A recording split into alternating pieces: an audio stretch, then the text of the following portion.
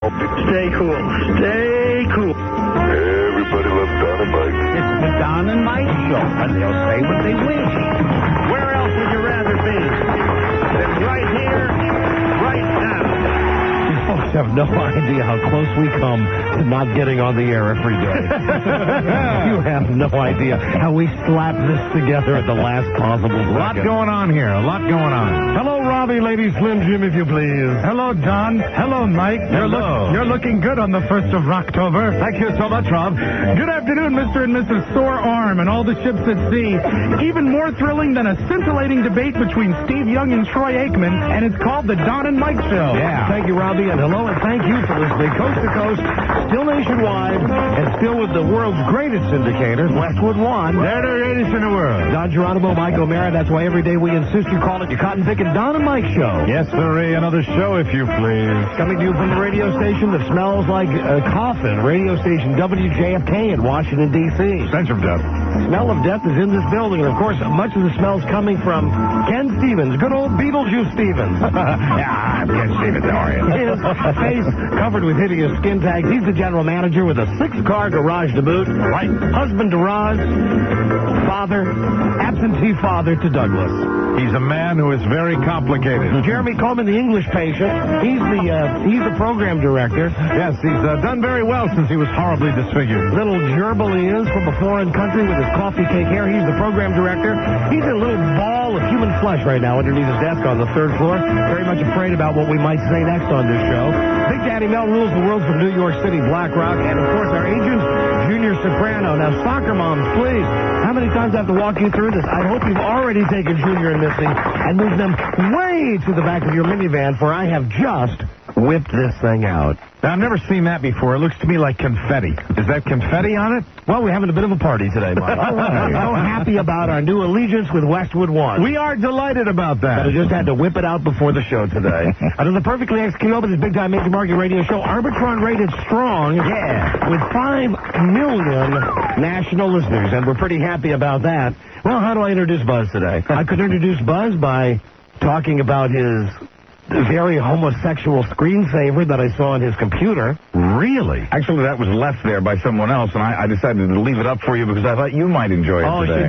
That's a likely story, Buzz. Sure. Tell me about this Testicles of the rich and famous. Really? Yeah. Or I could introduce Buzz by mentioning his oozing sores. Yes? But just one, really.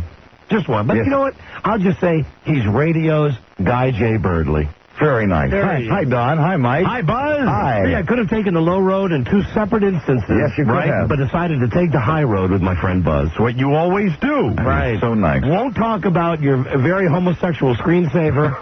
Won't talk really mine. about your latest medical malady. Uh-huh. No need to. Okay. Because I got my own problems, Buzz. Sure, we all do. You have problems today? Oh, I got problems today. I got problems. I got a big problem. What? Really? The big problem I've got is, and I don't want to get mad at anybody about this problem because it's really just a freak accident. Oh, no. But my wife had the guys at the house today with the fireplace stuff.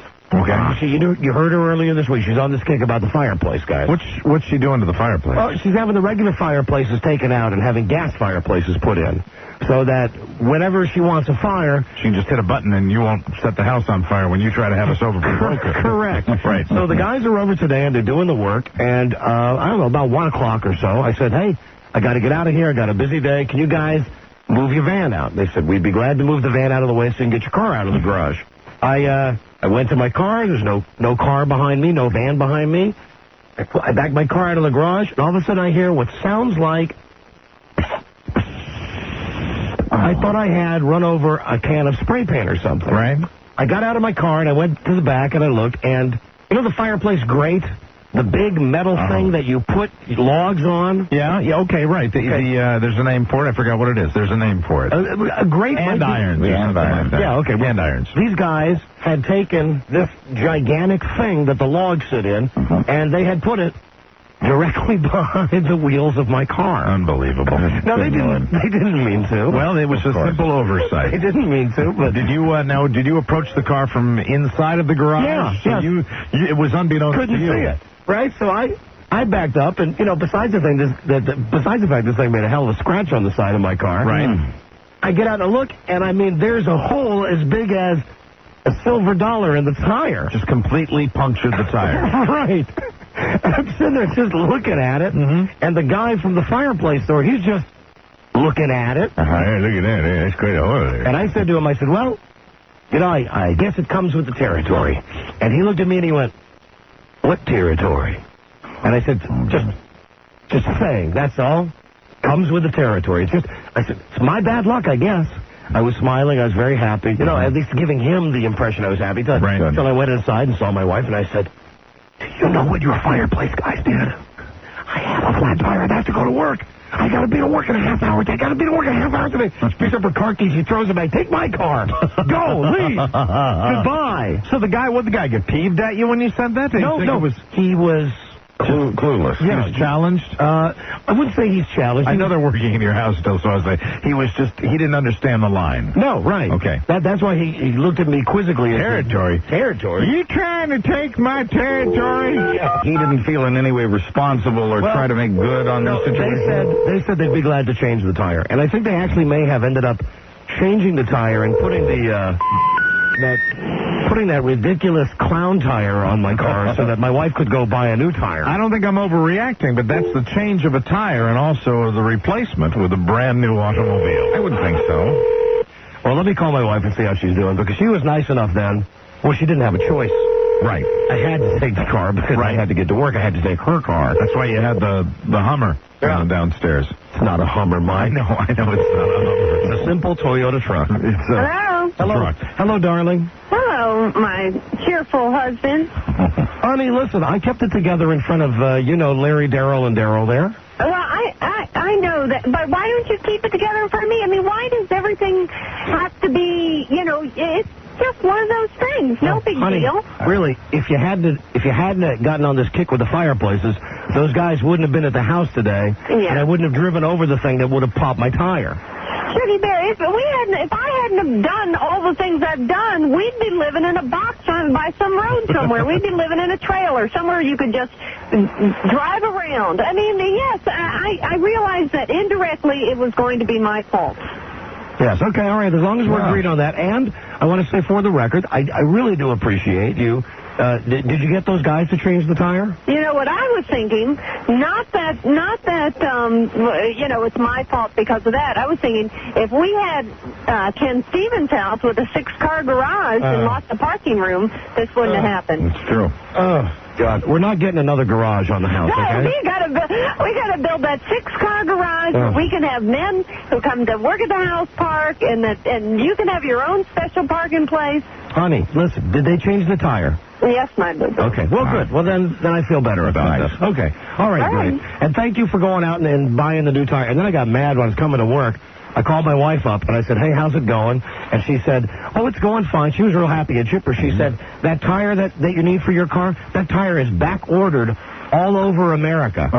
And I got all pissed off again. Sure. Unbelievable. That's when you start feeling like the walls are closing in. That's when you start thinking everybody's against you. I said, I need that car. What?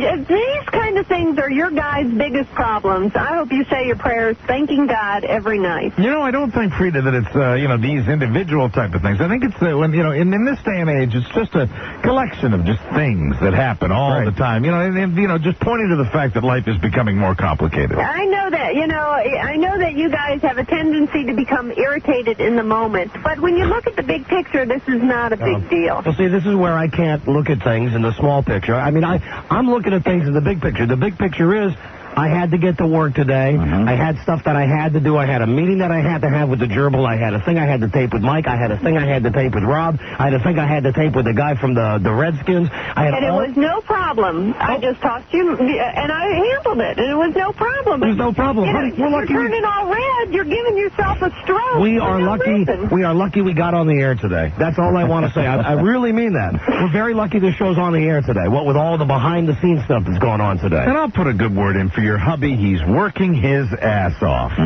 True. He truly is. Friday's his busiest day of the week. For you, darling. I know all that for you. The reason that you're successful is because you're type A. But you should just try to relax and roll with the punches every once in a while. I can't. I mean, it would be one thing I'm just pissed at the fireplace, guys. That's all. Right. It would be one thing if it was my usual bonehead mistake. You know, if I had done something to ruin the car, well, then I would be able to just say, well, you know, that's me. Yeah. But I'm pissed at those guys. Why? No, I'm not going to ask that. I'm just pouring gasoline. I'm not going to do it. No, Why? Go ahead. Why'd they put it right back of the garage? I don't know. Why'd they do that? I don't know. Leave it there. I don't know. Pretty dumb. No, they're taking it away with them. It's the old one, the one we don't need anymore. Look, now I know I'm pouring gasoline, but I just have to offer my 2 cents here. To me, it was probably left there because they didn't feel like taking it all the way to the truck and putting it in the back of the truck. They felt like they would do that later, and they were lazy. So they left a sharp object behind your tires. And I know you really can't respect a man who's just any little bit lazy, Mr. Drive down to get your paper in the morning. All right, honey. Well, listen, you're a saint for doing this for me. I appreciate it. Thank you. I love you. Right. I love you. All right, I love you too. Love you. Pete. Okay. You just leave it to me. Okay, I will. Okay, goodbye. All right. Goodbye, Mommy. All right. She wasn't talking about me driving down to get my paper, was she? Yes, she was. She was. No, I don't do that. I bribed the paper guy to drive it to bring it all the way to the door. There was a time when you would drive down to the end of the driveway to pick up your newspaper. Absolutely. But then I figured out an easier way. Just spiffed the paper boy an extra $5. Yeah, and I didn't even get a thank you note the last time I did that. Listen, big weekend this weekend. Huge weekend. McGuire Sosa. Finally, this weekend, all will be decided. Last night, it's already over. Sammy Sosa, Dick. It's already over. Sammy Sosa has no ability to come back and do this. Sammy Sosa is dead to me. Also this weekend, many things will be happening this weekend. We have Homo Joe with Dennis Murphy going to downtown D.C., a gala for the Whitman Walker Clinic. They're going to be playing Gay Drag Bingo. There you go. We'll hear the tape of that on Monday's episode. Good. Dennis Murphy's also going to New Jersey this weekend to represent our show, to be part of the ESPN Fireman's Challenge. Dennis Murphy is truly a busy man. You'll be hearing that on Monday's show. And also this weekend, our very own Bobo Spiewak will be doing the starting lineups at Redskins Stadium for the Washington Redskins-Carolina Panthers game. Tim Biakabatuka. That's the toughest one on the Jags, right? Yeah, I mean, on the Panthers, rather. Because he's on offense, and the Redskins traditionally introduce their offensive line. So yeah, he's right about that. All right, so but I'm ready if they need it. Have you memorized the defensive team? No. And I did have a pronunciation clinic with Jim McClure today. Good. He's well-spoken, so he helped. We will be hearing a tape of Rob introducing those teams on Monday's episode. So lots of events happening this weekend. And, of course, by the time we come into work on Monday for Monday's episode, the McGuire Sosa thing will be totally decided. It'll be history. The bet will be over, and either you or myself or Buzz will be entertaining Dennis the following Saturday night. Yeah. Correct. So lots of stuff happening. Saturday night, because Dennis was busy on Friday. Lots of stuff happening this weekend. A big show today. We're going to have, beg your pardon, Pat Summerall on the show today. Is Pat going to join us today? Good. His high feebness will be on the show. Excellent. To pick the pros until they scab and bleed. Also, Chuck Stossel, the Love Muscle, will be on the show today. Tons of movies opening this weekend. And we have your brand new low-budget Jeopardy today, so all your Friday favorites. I got a couple things here before we get to the show. First, I think you'll find this interesting. Okay. We've complained for a long time about the various radio writers at the Washington Post. No, absolutely. About how for years. We're pretty sure that they hate us. Sure. But they just don't ever have the balls just to come out and write a column and say that they hate us. That would be nice. That'd be refreshing if they just said they hate us. They just ignore us. Well, we have some proof now that we are hated by Frank Ahearns, right, who writes the radio column for the Washington Post. Sure. Somebody sent us this. Dear Don and Mike, you will not believe what the radio reporter from the Washington Post has to say about you. Once a week, this guy holds real-time chats online discussing radio. Right. Inevitably, questions about you two come up. Of course. Note what he has to say, and how as of late he's been getting bolder and bolder. Oh, very good. Okay.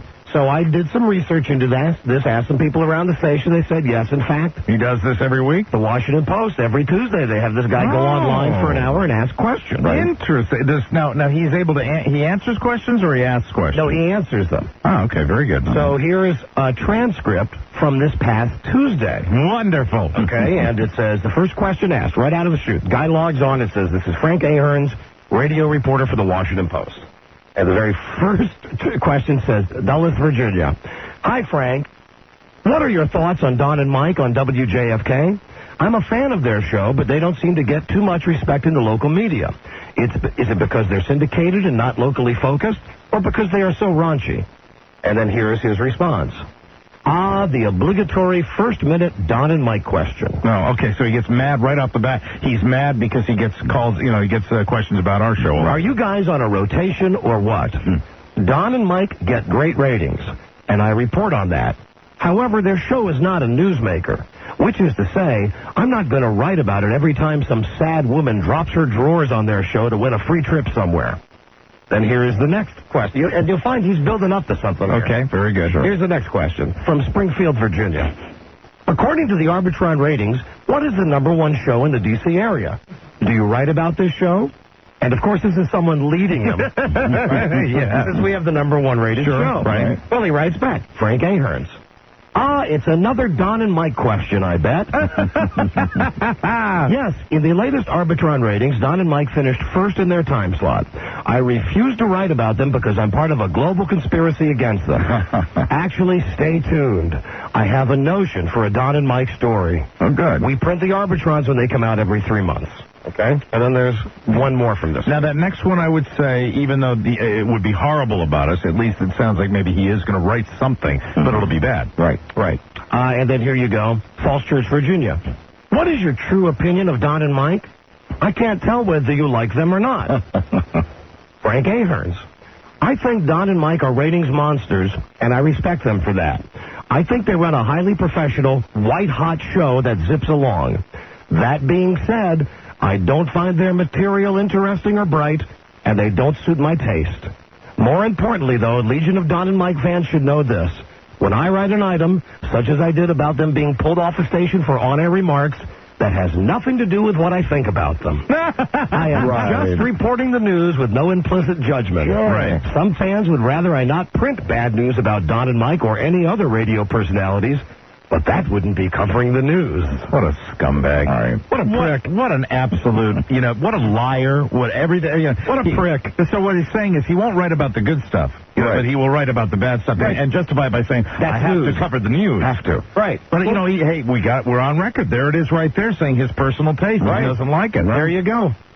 They are ratings monsters. They run a highly professional, white-hot show. That being said, I don't find their material interesting or bright.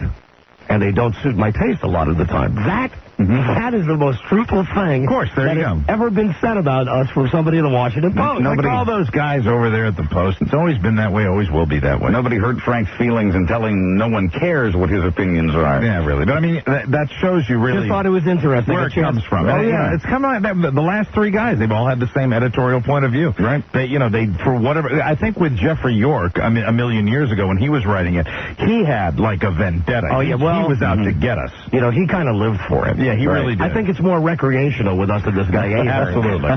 But either way, I'm just glad for once to see, at least in some venue. It's too bad he doesn't have the balls to ever actually print this in the newspaper. No, of course not. But it's nice that somebody outed him about this on Washington Post Online. Oh, sure. And he doesn't, and he's probably not even being honest about that, saying it's not my taste. Right. He's one of these guys that, that wants to go to all the right parties with the right she people and say, well, I really don't enjoy them. He can't just, get down and dirty and enjoy it like everybody else. He's got to be above it. And you can't say this show is not a newsmaker? So that's amazing. This show is a newsmaker every day. Absolutely. And frankly, I'm sorry, I disagree. I think it is news.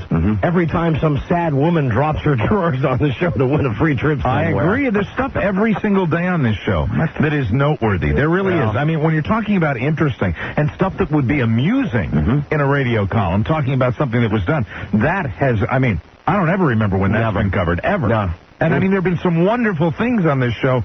Constantly over the years, we get different things that go on, but he chooses not to write about that. He'd rather write about NPR, which is so unbelievably boring. Yeah. And it's the same thing with boring that guy. classical music stations. Same thing with that guy that writes the gossip column in the style section. Yes. And that sucks too. That's the rich and the rich and the richer, and that's who gets covered in that type of thing. That's the Washington Post attitude. I just think it's interesting, once and for all, that at least we finally have some proof that, and I'm glad our listeners went on this Washington Post online and continue to barrage this guy with questions about Absolutely. him, to the point where he finally feels that he has to answer some of these questions. That's fantastic. Keep it up. You know, especially if he gets really annoyed at it. Keep it coming. Is there any kind of address or something where they could send that? It says he's on Tuesdays. WashingtonPost.com. So I guess you'd have to go there to find out what time he's on. Oh, that's easy enough in the computer age. Just go to the style section on Tuesdays, and it'll even tell you what time he goes on. Yeah, good. Yeah, I hope everybody logs on there. Excellent. And says hello to Frank Ahearns. Sure, fantastic. Frank Ahearns. Who doesn't like every time a sad woman drops her drawers on the show to win a free trip somewhere. Yeah, thanks so much. Yeah, right. Not sad. Thanks. No, it's a joy. Right. It's joyful. It's joyful. It's celebration, Buzz. That's what it is. I just thought it's a very interesting Sure, now we know. at the real side of the radio reporter for the Post. Yeah, I mean, they all, they all say that they're new, they're always straddling that line between covering news and their own opinions, and it's all based on their own opinions, and it has Of course been. it is. Because there's no desire at that newspaper to really write something that's highly entertaining. It's all about personal agendas. It's all about who knows what political figure that can get them into the right party. That is all that style section is about. I do think it's interesting, though, but with all their bashing of us and all of their ignoring of us, that when it comes time to buy commercials, that they pay like $2,000 a minute to buy a commercial on our show. Yeah, they're right there because they know the audience we reach, but they're not really into entertaining or informing or, what they're into is their own little agendas. I mean, it is so obvious. And, over the years, when you read a newspaper, and you read it all the time. I'd respect the guy more if he just wrote in the newspaper one time. Sure. You want to know something?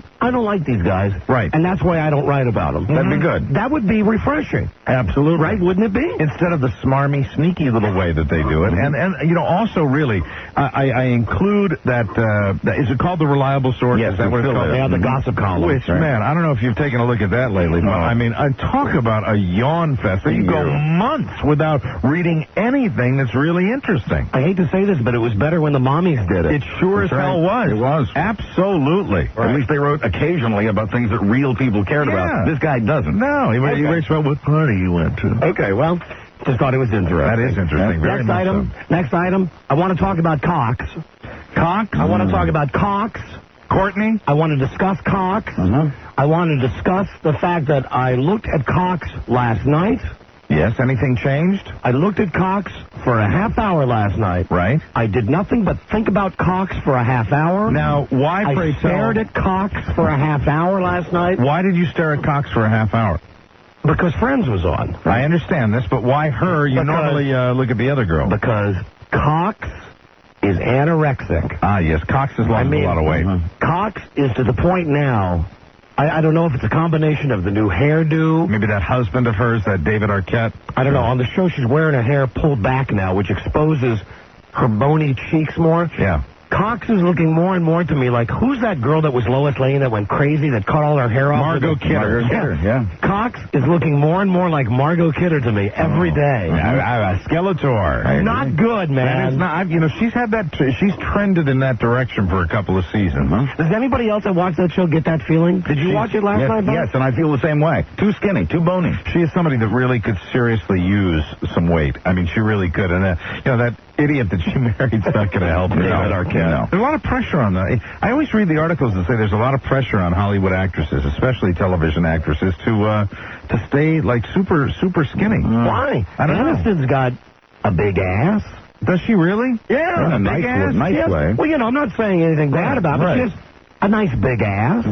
Yeah, sure. When we go out and do those TV interviews, you see a lot of those actresses have. I mean, they're really beyond thin. Yeah, the one from Pecker, the show Pecker. Oh, Terry Farrell. She was a little. Terry Farrell. She was a little thinner than we'd seen her before, wasn't she? And taller. I think I watched that show once after we did the interview.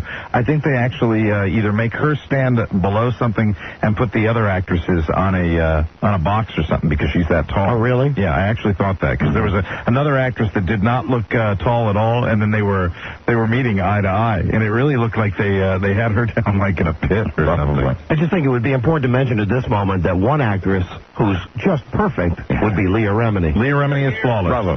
Absolutely. Always will be. That right yes, now. always. Perfect. Perfect weight, perfect height, perfect look. Perfect in every way. But I'm worried about Cox. You are, well, you should be worried about Cox. I think that's scary. I've always thought that she was too thin. I spent much of last night thinking about Cox and then spent about a half hour after the show discussing Cox with my wife.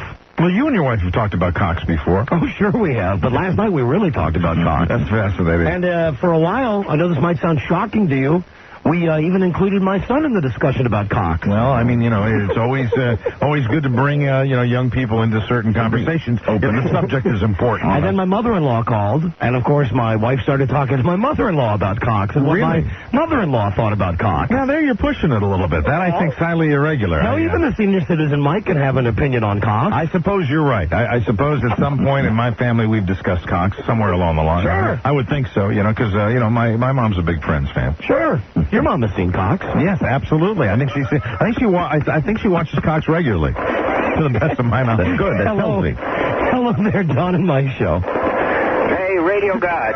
Hi there. Hello. How are you? We're great, thank you. You're talking about Friends last night. It looked like Jennifer Aniston was covering up her nipples all night. I don't think Jennifer Aniston ever covers up her nipples. Where did you think she was covering up her nipples? Where? All night long on the show. Doing what? Like how? Not how she's dressed. I think she may have just had a bra on that was of heavier material Perhaps last night. the studio temperature was a tad warmer than. Yeah, maybe so. Hello, Don and Mike show. Hey, is this me? Yes, hello. Hey, guys, I just wanted to tell you to check out Courtney Cox. Before the show, when they're playing their little song, I got a picture of her from a couple years ago. She looks a lot better. Right. All right, thank you, sir. She was a thicker Cox then.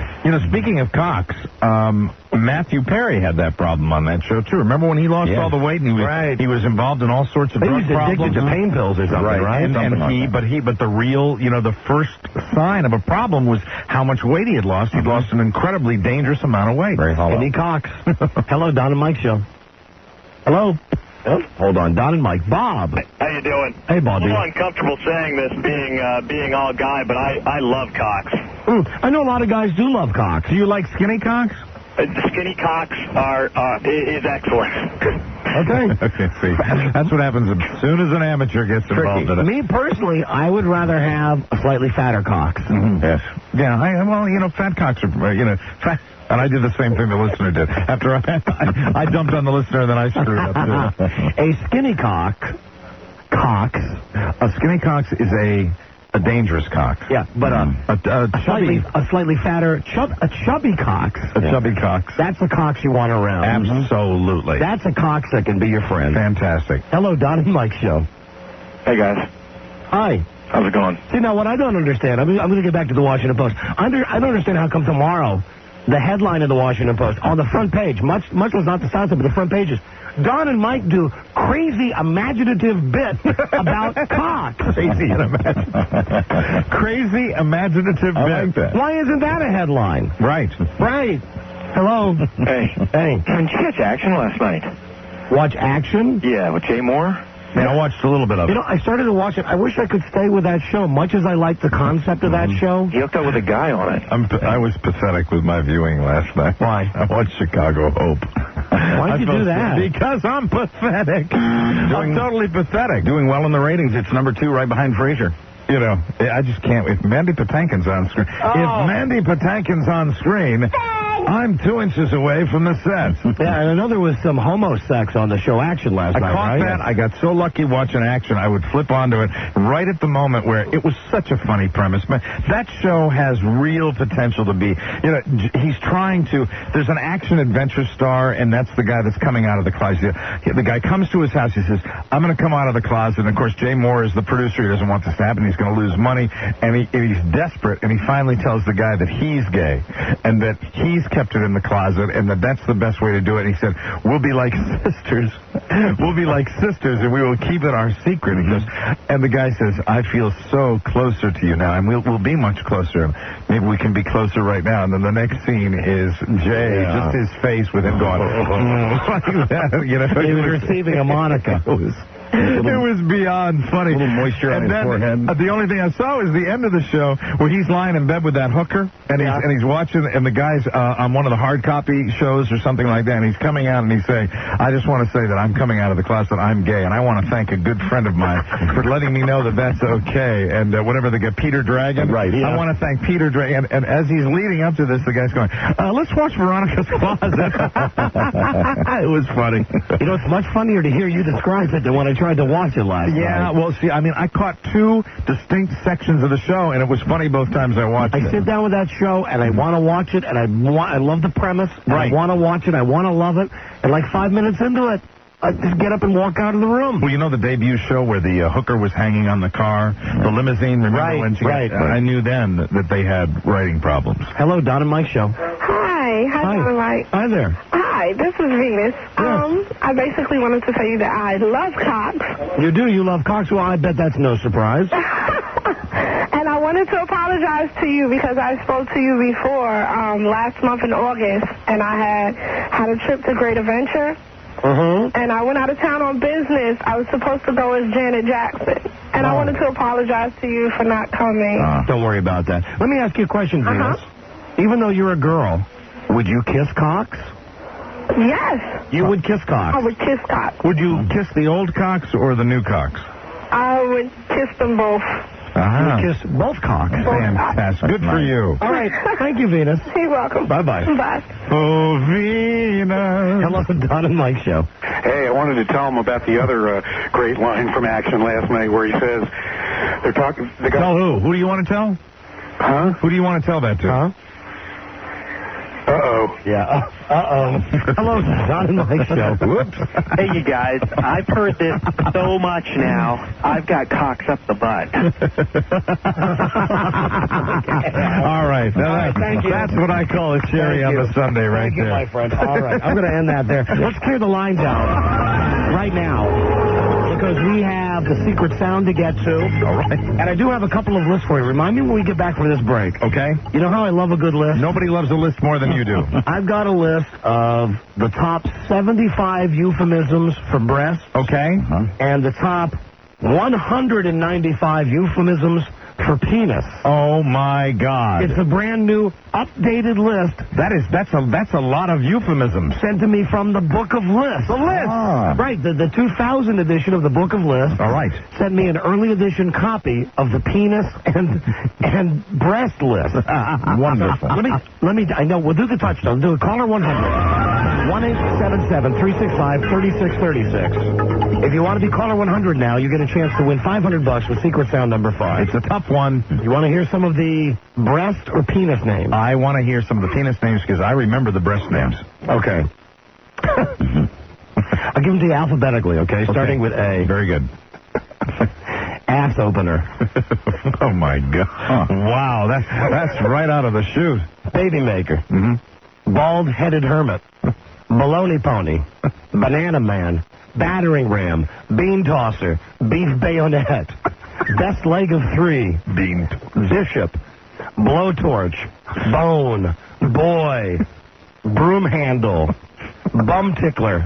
Burrito. I haven't heard a lot of these. I told you, this is brand new. From the year 2000 Book of Lists. This is something new.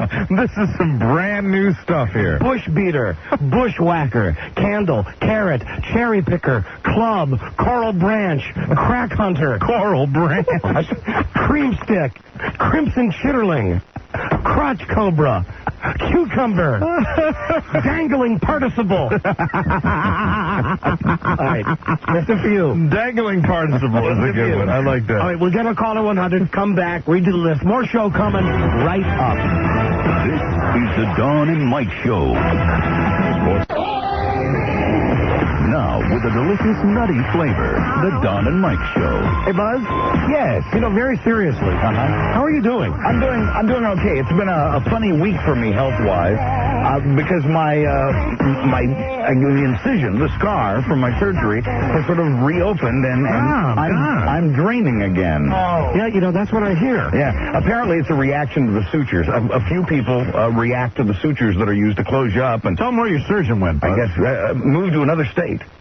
Oh, that's not a good sign. Not a good sign at all. That's not good. Not a good sign. Well, I hope that you don't bust a gut laughing at some of the material on today's show. Are you comfortable? Yeah, no, I'm fine. I'm fine. Just coming apart at the seams. It just seems to me like when you had that procedure done, that right after that there were problems. Yeah, right away. You know, as a matter of fact, Mike mentioned to me yesterday when we saw you walk out of the newsroom, he said, why is Buzz limping? And I said, I guess it because Buzz is an old man. And it wasn't until we found out that you've had that your is opened up there. Normally I'm springy, but see, on top of that, once I found out I had this problem, then I threw my back out. That's right, you had a bad back. So I had that on top of it. So I'm literally falling apart. So do you have sponges now around your inside again? And no, I just have gauze, bandages on right now. Yeah, gauze. Hopefully, are they going to be able to help you?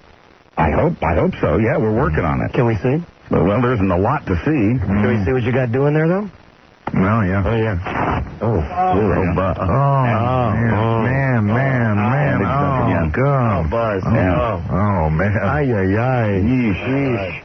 All right, well, hope you're okay, Buzz. I'll be fine. For goodness sakes. All right. Hey, Mike, that's probably the best diet plan I know. that we could think of. So Mike's eating his lunch right now. I know. As soon as Buzz showed us that wound, right. Mike put the food off to the side. Just a little bit, yeah. I think I'm satisfied now. I think I'm completely satisfied. Yeah, you're full. Couldn't eat another bite. I really do. Didn't take much with this food. That's for Imagine that if it was Buzz like on the dealer meal cards, and every time if you wanted like a piece of chocolate cake, you'd turn the card over. And it would be Buzz's scar. Buzz showing you one of his scars.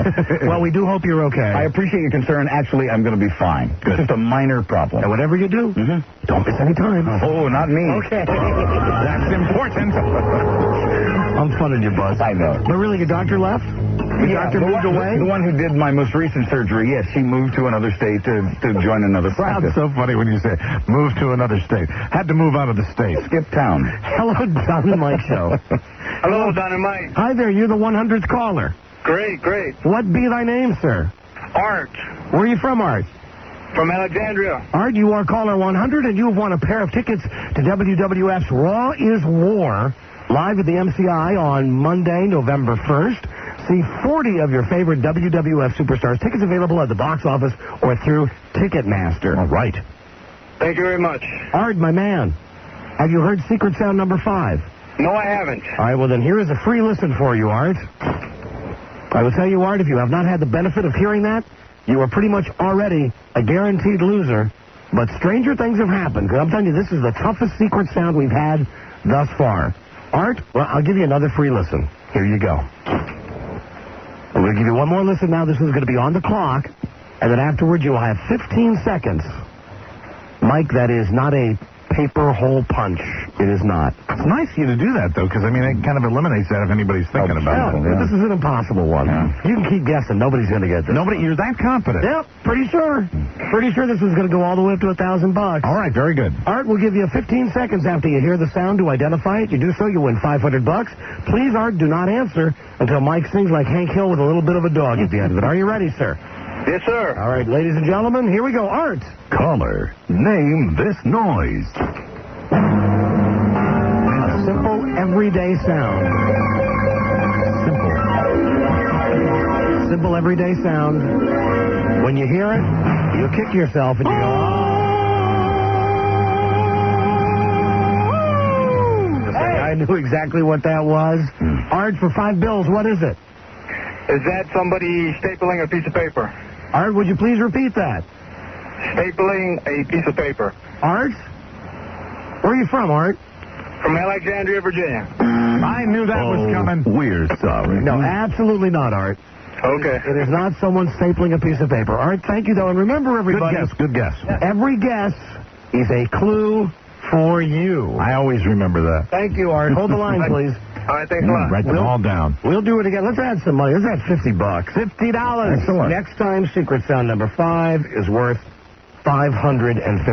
That is serious money. For the impossible Secret Sound. Okay, now, let me get a plug in here for the Redskins show on many of these fine radio stations this weekend. It's going to be a good one this weekend. It will, because you're going to be on it, Mike. I'll be hosting the Redskins pregame against the Carolina Panthers. We hit the air at 2 on Sunday afternoon. And yes, Mike is one of my featured guests on the Redskins show this week. I was legitimately excited when I got into the studio and did the segment that I knew it was something about fantasy fantasy football, but I had no idea what we were going to talk about. You did fine. I was, a little tentative, but it's cool. It's kind of cool to be on that show. No, you've done good. It's like being a real guest.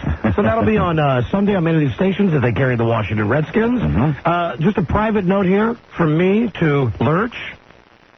Chill out, baby.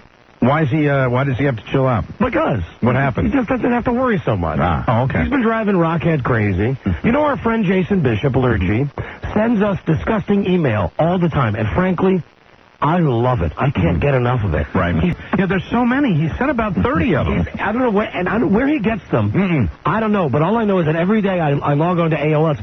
You've got mail. And it's always something from Lurch. You ever see the list of people he sends that to? I mean, there are probably 30 people on the list. We're among the chosen few that received those great emails. Including some women's names on that list. Really? Oh, yes. I've never looked that far. I see your name and my name. And I think there's a lady on there. Cake and Eric Bickle. At least one girl on there. So I think this all happened because the other day I made the mistake. Lurch came in and said, hey, did you see the picture I sent you today? And I said, yeah, it was a great one. And I mentioned to him, I said, you know what? Freda asked me what it was because Freda logged on to AOL. And she said, oh, look, you have mail. And I said, well, go ahead. Let me see who I got mail from. And she said, JWB. And it was something like, this doesn't taste very good. That's what the header said. This doesn't taste very good. There's always one little line there that sets the whole thing up. And she said to me, who's JWB? And I said, oh, that's Lurch. I said, he's sending me like movies. And then she logged on to her own AOL name. Well, I mentioned it to Lurch. Right. And he is, bless his heart. He's freaked out about it? He's uptight as hell, thinking that, I'm going to get in some kind of trouble if my mommy sees that he has sent me this stuff. Right. I always wonder if all those pictures go into some big database. I mean, even though you delete it, and then you throw it away, I wonder if there's always a permanent, this will go on your permanent record chip, and that someday they'll say, very interesting. Look at all of these pictures you've received. Well, he's called today. Hey, Rockhead, come here. He's called at least twice today to make sure that I don't let Freda see what he sent today, or he's worried that it's like going to end up on a screensaver. So what? Come here, Rockhead. Is what he sent today the most horrible picture that he's ever sent? I didn't have time to download it this morning. He didn't tell me. He just said it was disgusting and it would go right to your screensaver. Oh, it will automatically go to the screensaver? Yes. I'm glad I didn't open it up then. I don't know if I like that. I mean, do you know? He didn't do it on purpose. He said his friend sent it to him. Oh, so this is a joke, eh? Right. I'm glad I didn't open it up yet. He didn't try to send it as a screensaver. It just so happens that's what it does when it sends it to you. So in other words, he apologizes for that. So the most horrible picture that we all look at for 5 seconds and then delete immediately will end up on the screensaver permanently. Quite possible. Oh, no, so that's why he was. That's why he was calling. Yeah. Oh, that's well. Then he's right to be freaked out about that. All right, to take it back. That's how viruses get spread. With all those people on that list, I bet he's making a lot of calls today. Don't open it. I can't wait to open it now when I get home. And then it'll be there permanently. Hey, you know what? Maybe pull up my AOL account right here. I'll open it up here and see what it is. Yeah, you can do that. Because I don't care if it's on the screensaver at work. No, right? that'd be fantastic. I'd love to see what it is. Something disgusting. All right, well, the boys pull up my AOL account. Oh, I wanted to read you a letter. And then we got to get on to the Phoebe of all time, Pat Summerall. Yes. Dear Don and Mike, almost 2 years ago, I met Heidi. She is the love of my life, the future mother of my children, and gosh darn it, the best thing that's ever happened to me. On October 23rd, 1999, Heidi and I are getting married here in Rochester, New York. And I want to thank you, too, because your show has been one of the things that Heidi and I have shared throughout our courtship. Heidi. Your combination of senseless batter, disgusting behavior, and genius comedy has been the topic of many discussions at the end of some very stressful and hectic days. If not for you guys on WHTK, we may have potentially run out of things to talk about and split up. Wow. Therefore, I would like to celebrate our relationship with the Don and Mike Show by reading a proclamation at our wedding reception in 4 weeks. One supplied by you. Of course, you guys are more than welcome to attend the reception and read it in person. What an honor. Thank you for being a constant source of funny, stupid, senseless, outrageous entertainment for me and Heidi. God damn it, we're big fans. And this comes from Don Kerwin from Rochester, New York. Now, it's a very nice letter. Right. And we're humbled by that. Yes, of course we are. Of course, speaking for myself and for Mike, I can tell you without even looking at the calendar. Right. We're busy on October 23rd. Where are they? Rochester, New York. Oh, yes, of course. However, I was thinking. Yeah.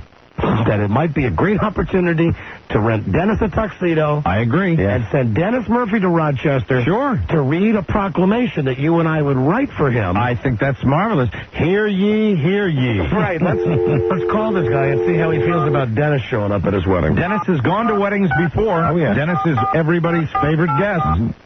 Look good in the tux, too. We're all perfectly willing to open our homes to him. Perfectly willing. Well, we have to. It's a bet. Yeah, by Monday, that's going to be This is decided. Don Kerwin. I'm not here to take your phone call right now, but if you leave your name, telephone number, and a short message, I'll be sure to get back to you. Thanks for calling. Goodbye. Goodbye. Goodbye. Hello, Don. It's Don and Mike from the Don and Mike Show. We thank you for your wonderful letter.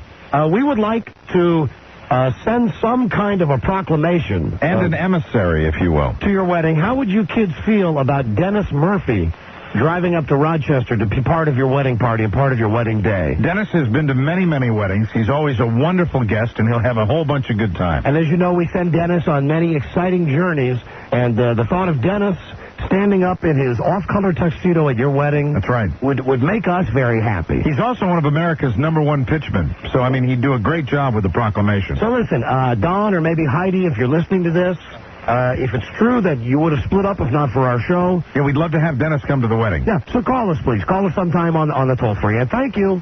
As we attempt to fill every weekend of Dennis Murphy. And goodbye. Goodbye. Goodbye.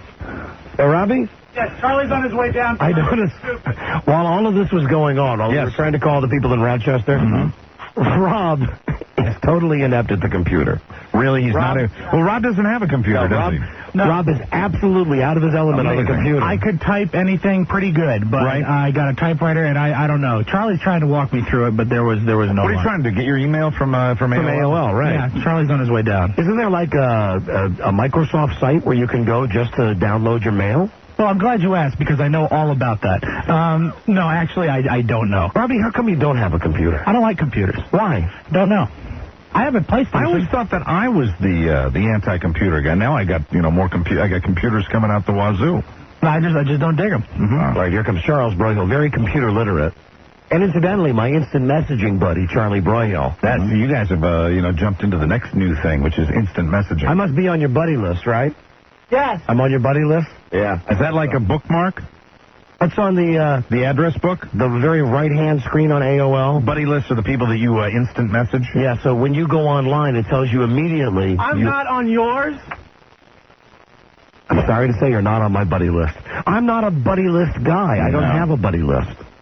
Oh, he's hurt. Sorry, Charlie. He is very, very sorry. hurt. I'll make one if it'll make you happier. Are we trying to get the email from Lurchy? He's trying to pull up. Rob, do it. Oh, come on. Do it. Please do it. Just do it, for goodness sake. I got to talk or I do it myself. Right. Hello. Don and Mike Show. Hello. Yeah, speak to Don and Mike, please. Yeah, you're on the air. Hello. Hey, Don. Yeah. Radio God. I can tell you how to get your email. Okay, how? You go to AOL.com and you download NetMail. That's where we are right now, is AOL.com. And NetMail. NetMail is what you want to get. NetMail 2.0 preview. Broyhill just got it. Broyhill just gave you the finger. All right, thank you, my friend. But my wife never left me for a lesbian, though. No, that's Charlie. That's the wrong Charlie. That's Charlie Stossel. You blew that one, but nice attempt. Thank you. Thank you. Goodbye. Everybody wants to play today. Everybody wants to play. All right, read my AOL mail now. Okay. How long does it take to download? Oh, it should be instantaneous, Mike. Watch this. Instantaneous. So you'll need to put in here we go. Hold on. All right. A password. Enter password. I wrote that down. Okay. Okay. Beautiful. You're good on that keyboard. Enter password. And now it's got the little hourglass. The hourglass, the sand glass. Just a slow. Okay, click here to complete the sign-in process. Now I'm thinking about it. I hope I just didn't delete Lurchy's email today. There's a chance that I've already deleted it. Oh, no. Yeah. So think about it. I have 2 new messages. All right, let's see. New mail. There we go. Click on new mail. All right. One is from Broyhill. Oh, they're both from Charlie Broyhill. You want to... Oh, there it is. There it is. I was so disappointed. I'm so glad we found it. Right there. Now, if you open that, that'll become the screensaver then for that computer, I guess. That's okay. I don't care. All right. I don't care. It's a computer in the studio. All right, we're waiting. We're waiting to see what this is. He was real nervous about it. But, you know, it might just be like the average. I don't think there's much more shocking stuff we could see on those. I mean, he's gone the whole gamut. All right, now download that, please, Charlie. You'll have to download some kind of image there. You could still be getting the quality virus-free material that I was sending. All right, and he writes, this is a show. Ah. Okay, so if you speak like Jason, it means this is something that is disgusting. Okay. Okay. We're going to download it now. It's 51,000 bytes. Taking a bit. Taking a while. All right, we just clicked on it. Show. We just clicked on it. Who else did he send this to? I got it. Oh, you got it? Yeah. Okay, I got it. I'm going to read you all the names. Well, it just clicked off. I saw your name on there, Mike. Right. My name, Charlie Broyhill's name, Jim McClure's name. Here it comes. And here it is. It's downloading right now. Here it comes. It is downloading now. Oh, my God. It is. That's fine. Is it animated? I can't tell from here. Yes, it's a cartoon. No, it's not a cartoon. I know it's not a cartoon. It's a real girl, Mike. It's a real thing. Wow. Give more detail. That's what... Okay. You can't see any fingers. You can see the bracelet around her wrist. The only reason I'm joking like this is, are we supposed to give the detail of what that photograph is? Why? What do you mean? I don't know. Are we? Charlie, let me ask you. Are we supposed to do that? What do you mean? That's one of those little just... Not too graphically. Ah, okay. Well, I think we can say a girl has a hand in her butt. That's why I was joking with you. Well, I'll say it right now. I'll say it again. I feel secure, Mike. Okay, standards and practices saying that a girl has a hand in her butt. That's why I was. You can't see her hand at all. Her hand is gone. But all butt and wrist.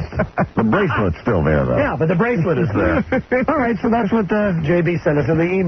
So thank you, Jason. I don't know why I'd be worried about that. I don't know. I wouldn't be upset if that was on my computer as a screensaver. That wouldn't matter if it was a screensaver. All right, here's all the people he sent it to. Some guy named Carlos sent it to Charlie Broyhill. He sent it to Chris. Right. Okay. He sent it to me, to Eric, to you, to Jim McClure, and to Tommy Horsey. So there isn't a lady on there. Nope, not on Maybe this he's one. selective in the people he sends it out to. Not in this. Is that all the people he sent it to? That's it. That's it. Ah, so just for the boys, just like the great Bette Midler movie. Okay. What was that? That's who sent it to him. Oh, okay. A guy named Dominic Garazenti is the guy who originally sent it to JB. Sure. And then he just forwarded it to all of us. Wonderful. All right, well, would you care to give the very best? Yeah, put it on a greeting card. Send a picture of a girl with her hand all the way up her butt. All right, great. That's why Al Gore invented the internet, man. That's right. We'll be back in a moment. This is the Dawn and Mike. Stossel. Yes. My wife is on the line. Hello, honey. Oh, hi, Boo. How's the car dilemma? There was never a dilemma, sweetie. Oh, things are only a dilemma in your mind. So what's the status? Fixed. I'm shopping. I'm back out on the street shopping again. You already got the car fixed? You already got a new tire? Yes, it's all taken care of. I told you when you left. Don't sweat it. Let Mommy handle it. Just go to work. Damn, she's fast. Your mommy took care of it. Well, thank you, honey. I know. That's why you're glad I don't have a job. Yes, no, your job is being my mommy. I know. I know. When Bart goes to college, I think other people are, be thinking about getting back into the workforce. Not me, as long as I got my big baby right there. Right, I need my mommy. There you go. Hey, listen, Mommy, Charlie Stossel's here right now. And I know that there was a movie that you wanted to see this weekend, right? Yeah, but that's good. So ask him if it's okay if Bart sees it, too, because it's R-rated. What's the movie I want to see? Which one did you want to see? The one that's American Beauty. American Beauty. American Beauty with Kevin Spacey, supposed to be like an Academy Award. Off the top of your back. Well, Mike, we have Naked Day, we have No Talking Day, we have that's right. Crazy Hat Day like Larry Hagman. That's right. I remember I came over one time and they had Crazy Hat Day. It was fun. All right, love you, honey. Thank you. All right, you're welcome, Boo-Boo. All right, bye-bye, goodbye. Now, we're going to talk movies here. And more. And more, Charlie. With movie man Charlie Stossel. Let me play him in here. Once married, twice shy, here's movie man Charlie Stossel. Okay, Charlie. I always dread the and more. Would you rather talk about movies first or talk about the other stuff first? I don't care. You're the boss. Well, it's up to you. It's not going to affect my cheery mood. All right, well then let's start with some of the other stuff. All right. Yeah, the other stuff's better first. First, would you like to? I got hate mail? Yeah, you get some hate mail. Would you like to say anything to Buzz? I already said hello to Buzz, the doomsayer. We spoke in the hall briefly. You remember this week on the Buzz News and Comment, Buzz was very happy to be jumping up and down. Yeah, telling the story about Charlie's company disintegrating. Yeah, saying that AMC theaters are going out of business or something. No. It's not even close. There was no joy. It's not even close to out of business. It's a little move here and there. A little wobble, right? I'm safe. That's all I know. Good. Have your supervisors told you that? I'm safe. Yeah, that means nothing. Yes. That means nothing. Absolutely. I'd like to point out that Charlie Stossel is sponsored by Vienna Jewelry and Estate Buyers. I've been bored. You are a source for jewelry, diamonds, and watches. I've been sold. See them on the net at ViennaJewelry.com or call them Vienna Jewelry at 703-938-0000. You have arrived. You have arrived. Vienna Jewelry. Right. Okay, Charlie, would you rather hear the hate letter first or a love letter? Or the woman who wants to meet you? Ooh, the hate letter first. Okay. Yeah. And it's from your favorite pool cleaner. All right. In Sacramento. He's bored. It's getting chilly out there in Northern California. Pat Morse. And once again, he's taken the time to write on good stationery. It is, like spiral notebooks ripped out. 3-ring binder stuff. And it's always like that express mail, because he must get a real urge, and then he sends it to us right away. Dear Don and Mike. Hello, fossil feces.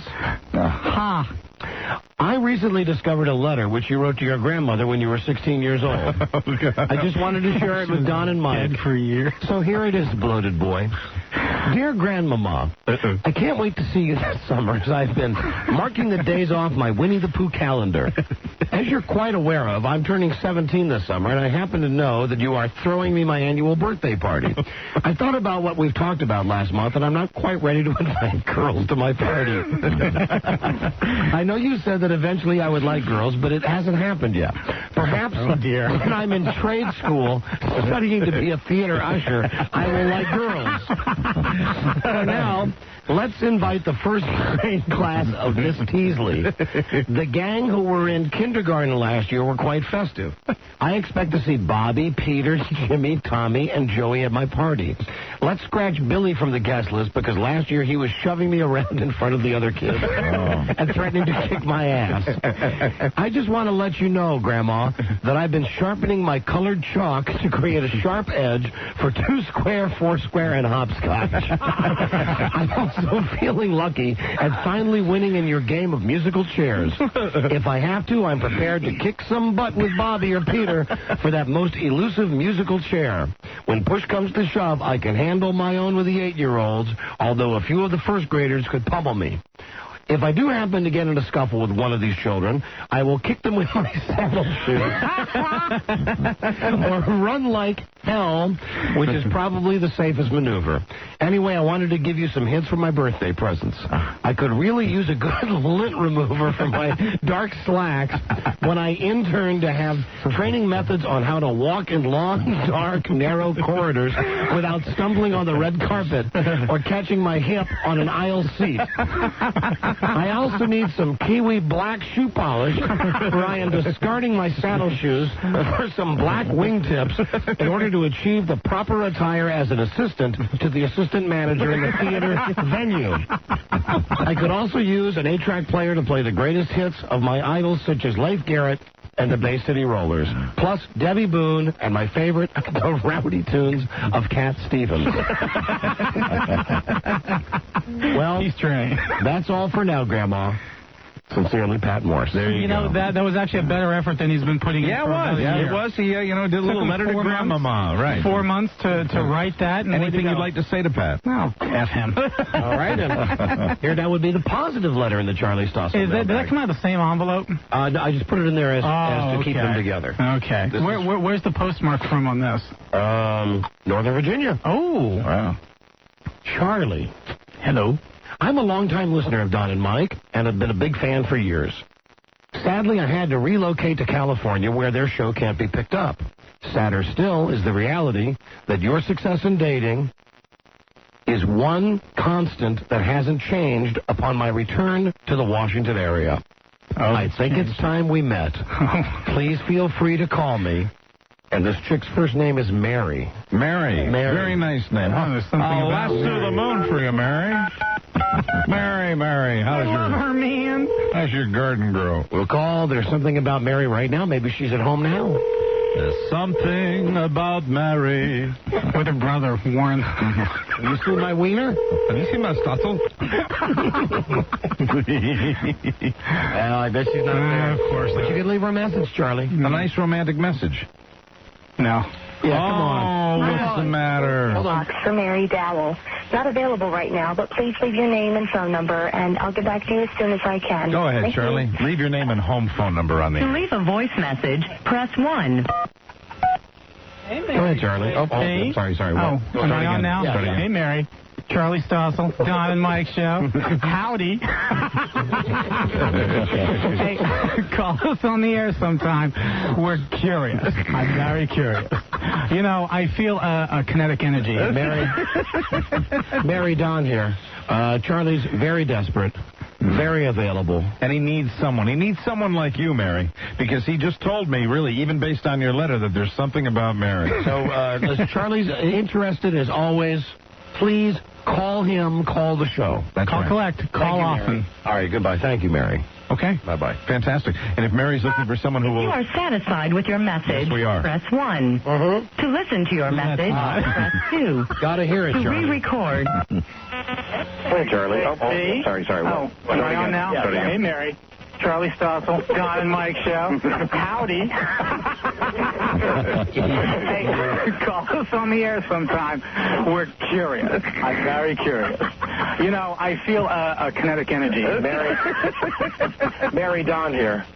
Charlie's very desperate, very available. And he needs someone. He needs someone like you, Mary, because he just told me, really, even based on your letter, that there's something about Mary. So, Charlie's interested as always. Please call him, call the show. That's Call right. collect, call often. All right, goodbye. Thank you, Mary. Okay. I think me and Mike really helped you out there, Charlie. If you are satisfied with your message, I am. press 1. To send your message now, press 1. Send it with urgency. To mark urgent, press 2. There it Message goes. marked urgent. Urgent. To send your message now, press 1. It's very urgent. Message sent. Good. Thank you for calling. Oh, Goodbye. I'm so happy. There. I'm not that desperate. You marked the message, just like a cat marks its territory. Yeah. It's urgent. So, Charlie, movies this weekend. Movies this week. It's good week for movies, actually. Okay. American Beauty goes wide, so to speak. Wide. The story of a dysfunctional family headed up by Kevin Spacey and Annette Bening, with a daughter who's a little bit odd, a neighbor who's a little bit odd, more neighbors who are a little odd, and just what goes on in their life. People are calling this a black comedy. To be honest, I don't see where the black comedy comes. I think it is a drama with a lot of funny portions, much in the same way that Terms of Endearment, there are a lot of funny parts in it. But you're not going to sit back and call that movie necessarily a comedy. It's a dramedy, actually. A dramedy. A dramedy, I buddy. would put American Beauty in the same league. Put it in the league of Terms of Endearment? As far as that style of movie, okay. I think it's very, very good. Very good, and I think it's one of the movies that you'll see at Oscar time at the end of the year. How many porcelain dolls do you give this? 3.5. 3.5. So you would recommend this well weekend? Written, very well written. Okay, what's the other movies? We have Three Kings. Oh, right now, Clooney. I want to tell you something. Clooney, buddy. That looks great. I think that movie looks great. This movie has really caught my eye as something that looks like it could be pretty damn good. Very stylized in how it's shot and very stylized in how it's looked. George Clooney plays a guy in the Army along with one of the Ice Boys, Ice Cube this time, and Marky Mark. Right. They're in this movie. And Spike Jones, who directs a lot of the Beastie Boys videos, and a lot of videos you see on MTV. He's also one of the major stars in the film. As some guys who go out at the end of the Gulf War, hearing rumors that there is a bunch of Kuwaiti gold that Saddam Hussein had stolen, and they want to go and find it, steal it, bring it back. It's almost verbatim Kelly's Heroes, except different. Except no Telly Savalas. And no World War II or Clint Eastwood or tanks that you're fighting. So, oh, goodness. I can top that. Yeah. Thank you. Well, now that we've gotten rid of the tuberculosis in the studio. So they go out looking for this particular bunker, and while they're out, they find a small village where they decide, is it more important to help these people, or is it more important to take the gold? stylistically shot. Clooney plays a character much like the Out of Sight character. I thought he was excellent in the movie Out of Sight. It's very much the same kind of very self-assured, smarmy, I know what I want, and I'm going to go out and get it, and no one's going to get in my way. Marky Mark is the tender-hearted, nice guy next door. I hate Marky Mark. I truly do. Ice Cube is just along for the ride. I don't understand that. I don't understand why you hate him, because I think he is... Brilliant? Gorgeous. Gorgeous. You watch Boogie Nights over and over. I do indeed. I love that. It's a fantastic film. I watch Fear also a lot. There's another one, another Marky Mark Very bad opus. man in that. He's very naughty. bad. Very naughty man. So you like this movie? You know, everyone's saying how great it is. I think it's very good. I don't think it lives up to this 4-star hype that everyone is saying, but I think it's very good. How many dolls you give this one? Give it a good 3. $3. Okay, you would recommend this also? I think I would, this one, yeah. All right, what's the other movie? Mystery Alaska. Okay, this movie stinks, right? You know, I had such high hopes, and I think Mike is in the same league. Big hockey fans. Yeah, right. Seeing this has been on the shelf at Disney since March. They said, no, let's release at the start of hockey season. I think... It's got some good actors in it. Where hockey's big. It does. Russell Crowe, Hank Azaria, Burt Reynolds. Burt Reynolds is fantastic. The angry town judge. I saw Burt Reynolds, and it really looked like the kind of Burt we got right after the Lonnie debacle, where he's going... I just heard one of his lines. One of his lines was, "You guy." Yeah, it's a very angry, downtrodden, I've been beaten up, I'm angry at the world. What is he slurring? Is Burt Reynolds slurring in this movie? A little bit? A little bit. Voice a little lower. That's what we like. A little sterner with his voice. This town, Mystery Alaska, has a hockey team. 10 guys who come out and they play every Saturday, and the whole town comes out to watch a 5-on-5 hockey game. And the thing is, if you get to play in the big game, this is their pro. This is their big deal. So Sports Illustrated picks up an article. Hank Azaria used to live there. He writes an article about this thing. Well, he hears from the NHL, the Rangers. Yeah, like this is going to happen. The Rangers. See, that's where you lose me already. Yeah, you lose me already with the plot of this movie. You forget I'm not even listening anymore. It is Mighty Ducks for adults.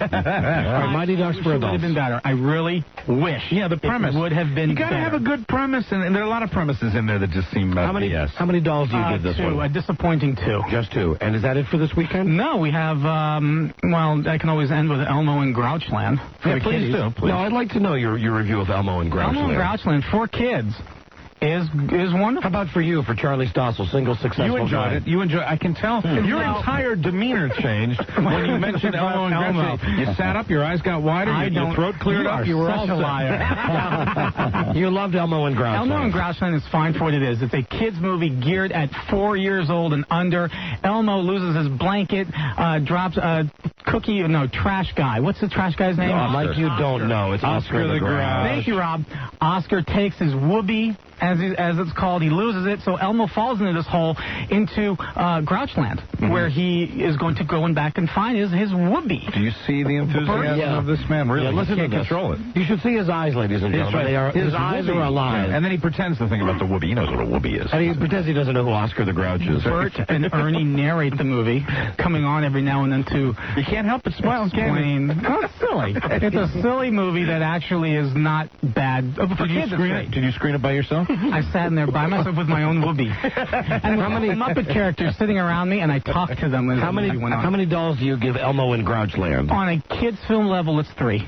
But what about on the Charlie Stossel level? It's a 2. It's a 2, maybe a 1.5, maybe, Yeah. Maybe a 4? Maybe. Beautiful. Thank you. Charlie Stossel, our movie Can I leave now? Oh, listen, I had a real movie question for you. When does Random Hearts open? Next week. You know, I just got done reading the book, and it looks to me from the ads I've seen like they really changed a lot of stuff from the book to fit the movie. When we first saw the production notes, it looked like a heavy romance. That it was just the affair that went on, these two hooked up, right? And that's what it was. But the trailers make it look like this spy shoot-'em-up, big mystery, what happened, Murder at 1600 type movie. And they've also changed. I know you've seen the ads for Random Hearts, where she's a congresswoman. Right. Actually, he's a cop. He plays a cop, right? In the book, he is the aide to a congressman. Okay. And the woman who he ends up having an affair with, whose husband had been having an affair with his wife. So you understand? Harrison Ford. He's an aide to a congressman. And who is the woman? The woman is, what is her? The woman is the woman who was the wife of the husband who was doing Harrison Ford's wife. Okay. Harrison Ford's wife was cheating on him. Right. The guy that she was cheating with, they were going away to Florida to be alone. Right, and then the plane ran into the 14th Street Bridge. So as opposed to being a congressman's husband and the wife of a cop, it's the way they changed it around. They did change it. That's what the characters were in the book. Yeah, everything's changed around. All right, well, we'll talk about it next Very week. good. All right, thank you, Charlie. See you guys. Thanks, Charlie. Thank you. Charlie Stossel, our movie man from the AMC Theater chain. Off to see, what is it, Oscar? Elmo and Grouchland. Elmo and Grouchland. And listen, don't let him lie to you. He was visibly enthused. Charlie, sponsored by Vienna Jewelry and Estate Buyers, and we thank them back with more in a moment. This is the Don and Mike is like. Don Geronimo and Michael Mara. It's a big weekend. Lots of stuff happening this weekend. Yeah. That involves this show. Right. Of course, this weekend it all comes down McGuire, Sosa. Yeah, we're going to have all the details on Monday, let you know what happened. Monday there will be a big winner. Yeah, I'm going to lose. I just know I'm going to lose. I mean, I don't know why we're playing this game, you know. No, I'm going to lose. I'm positive I'm going to lose this bet. You think so? Yeah, Or you just really, saying that? No, I'm not saying it. Swear to God. Really? Swear to God. Okay. I still think I'm going to lose the bet, even though McGuire is going to lose. You don't think he's going to lose? Even though McGuire is up by 1. Really? No, I don't think it's going to be a tie. I think you I'm going to lose. The central point of this is, and I think you understand this, is that Mark McGuire, as you know, is super jacked for this race. Mm-hmm. He is really super into it. The White Devil does realize that he is in a home run race. Now, I have heard that, for the Dominican Republic, that Sammy Sosa is, looking at it like he's a representative of his country, and he's into it. But I'm not sure I buy that. I'm not sure, it just seems to me that Sammy is content with the way things are right now. But McGuire has that inflated ego. Well, no, come on. All right. White Devil simply realizes that he's in a home run race. I know. He's been behind all year long, and they play each other this weekend. Yeah, it couldn't end any better. Friday, Saturday, Sunday night, Cubs and the Cardinals, and we'll have the details on that on Monday. Now, also this weekend, you have Dennis Murphy going to play Gay Drag Bingo with Homo Joe. They're both going to be dressed up as girls.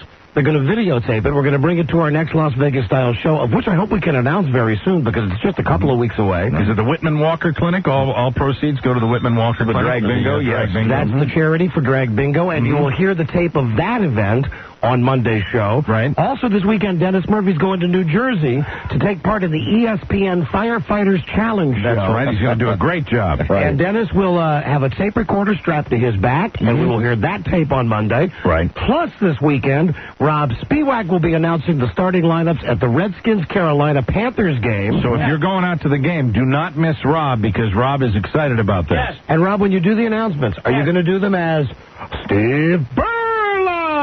Yes, I will. Excellent. As long as I can muster up the courage right now, the plan is yes. Okay, very good. All right, very good. And we'll have the tape of that on Monday's episode. I hope there's no suit that walks up to Rob before and says, "Now we want you to play this straight." Okay? I don't think so. I hope that doesn't happen. To let you know the level.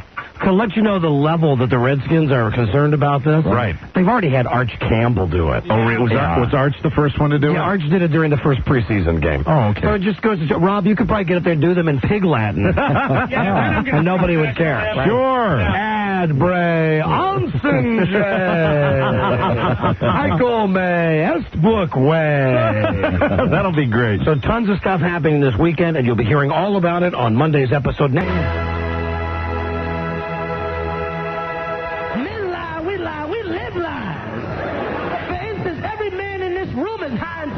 In his house. Every man in here got a pornography stash in the crib. Not an illegal amount, just enough to get you by. And when we have porno, we go all out. It ain't behind the refrigerator, under the bed. No, we become Batman when it's time to hide some porno.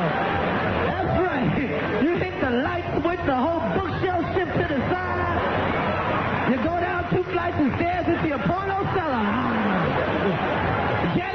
Yes.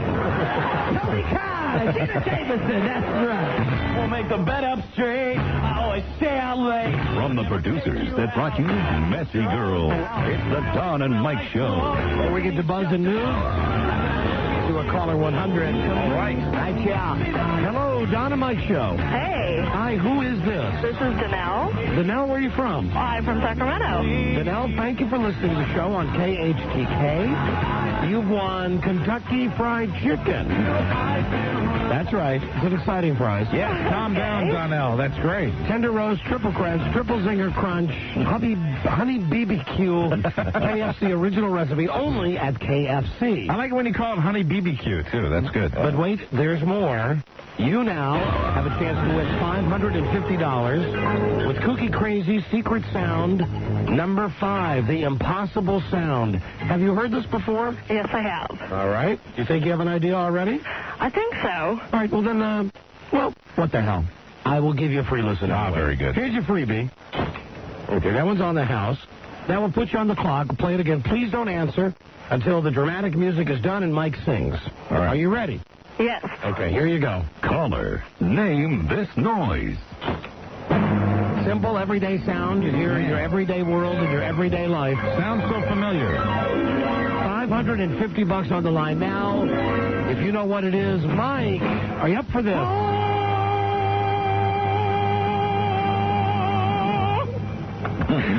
$550. What is the secret sound? It's a door closing. Would you please repeat that? Boo. A door closing. Oh, we're sorry. A door closing? Absolutely not. But thank you for that lame try. Thank you. Thank you. Hold on. You know, this is where the every guess is a clue part kind of ticks me off. I was just looking at that card thinking I shouldn't read that now because, you know, if the guesses are that lame. Yeah, the last one sounded like a door. Okay. We'll play again. Let's go to Buzzito now for news and comment. Hello, Buzz. Hi, Don and Mike. President Clinton says he wants the U.S. to take steps to avoid what happened in Japan yesterday. When something like this happens, we realize we live in a world where perfection eludes us, and we got to keep working on this. I'm so horny. Yeah, doesn't he know that?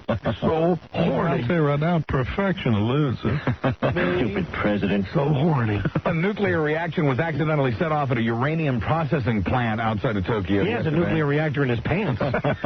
He's waiting to set off. Contaminating dozens of people. Hey, look at that. All right, watch out for the fallout. The 30,000 people in the area just outside of Tokyo were told to stay indoors until the rain could wash away the radioactive cloud. I heard there's a rumor that all that fallout is going to cause one of these small little sea creatures to turn into a giant monster and then step on the city. Is that true? We can only hope. All right.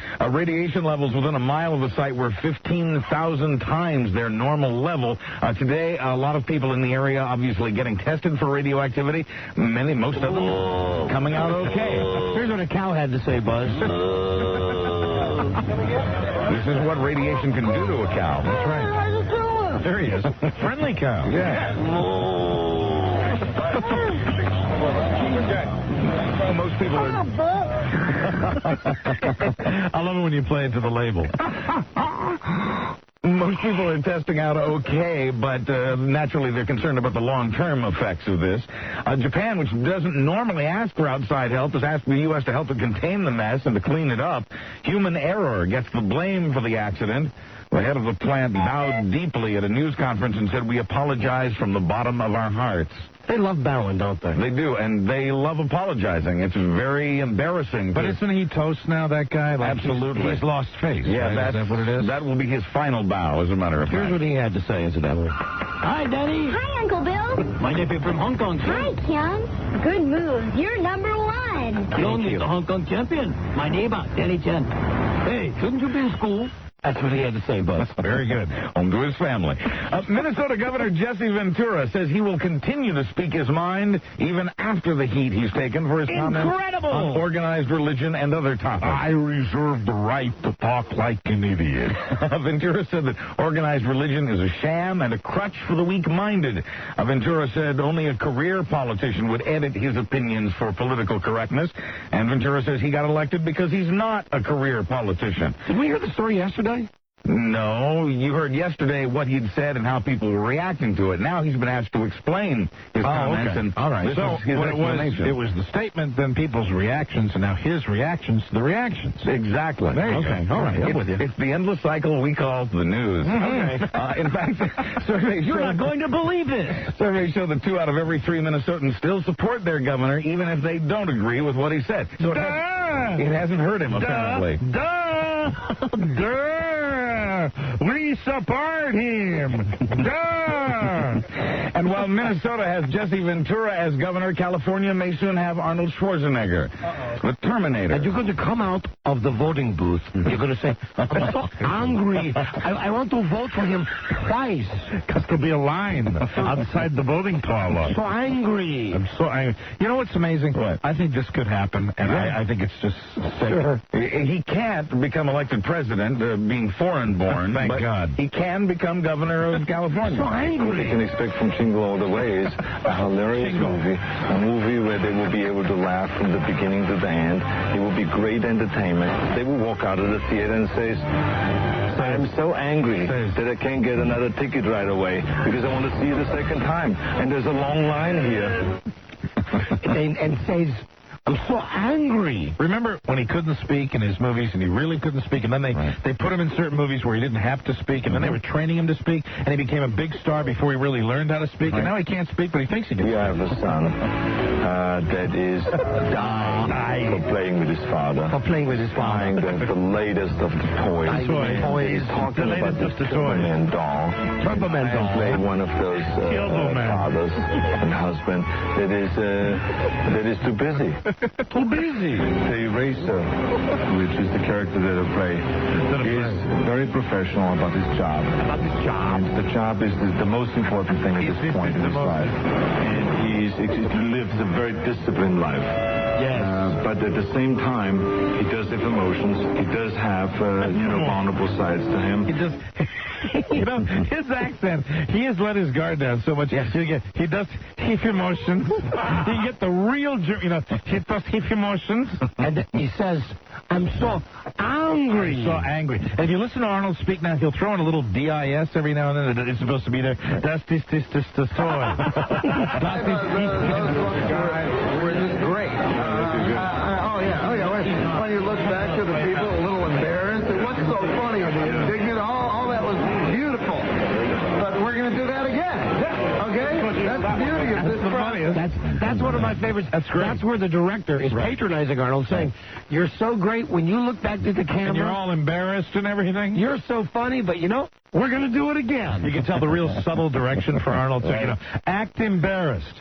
You know what that means? Do they teach you that here? He's not angry. You want me to be angry? No. Embarrassed. Like someone's done something that makes you feel really, the only word I can think of, Arnold, is embarrassed. Das ist das. Don't worry about it. Take two. You have to handle him with kid gloves because he's a tough guy. Deutschland, ich liebe dich. Deutschland, ich liebe dich. Dich. There's a State of the Union address right there. Look at that shot. Now that's what I call acting. That's great. His emotions. Ventura's friend, the Terminator, says he's thinking about running for governor in the Golden State in 2002. The 52-year-old former bodybuilder and movie star calls himself a compassionate conservative, and he has what he believes are some very serious political opinions. All this is so angry. There we go. All this is Warren Beatty and Sybil Shepherd talk about running for president. Quoting one Republican official, with Sybil and Warren in the hunt for the Democratic nomination, we're just waiting for Miss Piggy, Kermit, and Fozzie the Bear. But now the Republicans have Arnold Schwarzenegger. What you can expect from Jingle All the Way is their hands. A hilarious movie. A movie where they will be able to laugh from the beginning to the end.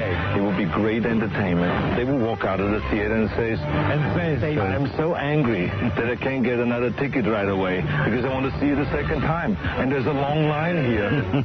They will run out of the theater and says, I'm so angry. I'm so angry because there's a long line. He's not from here. And I'm dumb. A 12-year-old boy from Alexandria, Virginia, has been grounded after sneaking onto a flight to St. Louis. Chris's mom says he was just trying to see what he could get away with when he sneaked onto a TWA jet out of Reagan National Airport. He had skipped school Wednesday and took a transit train to the airport instead. Wow. But when he got to St. Louis, he panicked and called Mom. And, hey, how about that airport security? I've heard that story, and I think it's very easy for a little kid, especially if a little kid was just walking in behind an adult. That's what he just say, my parents are on the plane. Yeah, I mean, very easy just walk behind a guy and not say a word and just get by them. the security. I sort of understand that, except how did he get on without having a ticket? Well, what was the airline, Buzz? It was TWA. Shocker. Really? Yeah. We've had nothing but good experiences with them, haven't we? Only the best. Jeez. Former President George Bush has a raunchy side, according to ABC newsman Sam Donaldson. Donaldson says Bush told him he even tells Monica Lewinsky jokes, although Donaldson says he couldn't get the former president to tell one for him. Can she blow? Yeah, that was funny. That was funny, Mr. Former President. She could suck the chrome off my... Something to do with my car. Oh, fantastic. You're really raunchy, Mr. President. Ooh, my toupee is slipped. But Donaldson says Bush did admit to having, quote, a vulgar streak. He has a vulgar streak. Donaldson says... F you, Sam. Oh, there it is right there, Mr. President. F you with the A. No, thank you, vulgarity man. Eat my ass. Oh, yes, sirree. Vulgar. Go jump out of an airplane. Donaldson says he thinks Bush finally feels he's at the point in his life where he has the freedom to say exactly what's on his mind. How can you have the name Bush and not be vulgar occasionally? Exactly. Sam? Yes, Mr. President. Eat my donkey. Eat my eel. Eat my drumstick. Eat my hanging Johnny. Eat my pork sword. My God, Mr. President, you've got names for your private parts based on the Book of Lists. Hey, Sam. Yes, Mr. Bush. Eat my ass opener. There. Now that's what I call vulgarity.